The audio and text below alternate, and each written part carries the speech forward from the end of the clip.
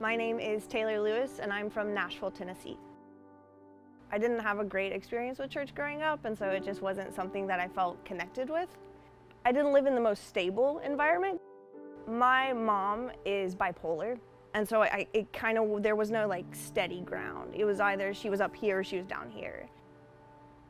I was already not doing well mentally because of my home environment. When I was 19, I was raped, and I didn't realize it until I was then raped again 6 years later.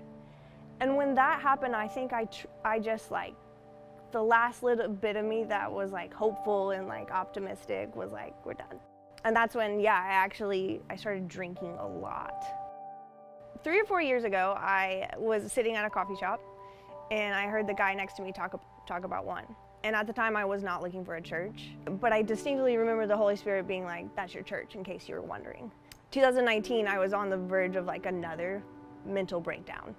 And I was like, okay, I'm kind of done doing it my way. That's when I started watching online, and it was every message was God was like, that was for you. For so long, I thought what had happened to me and the way I grew up was punishment for something I did. I grew up feeling very unloved.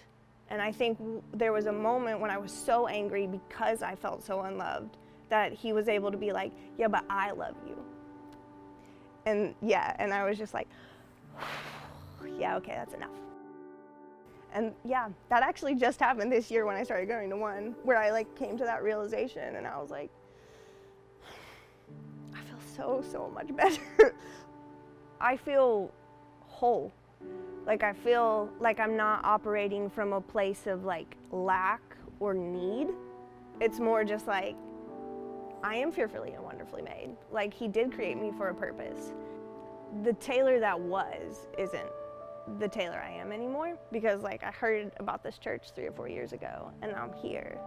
And it helped me in a way that I couldn't begin to convey, get on the path God had for me. My foreword is, in having gone through everything that I've gone through, I am able to then take that information and that emotion into this next chapter, into this next book of my life.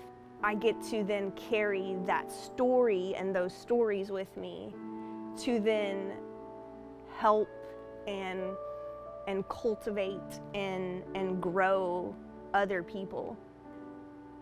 And I just can't wait to see what the book looks like. Yeah.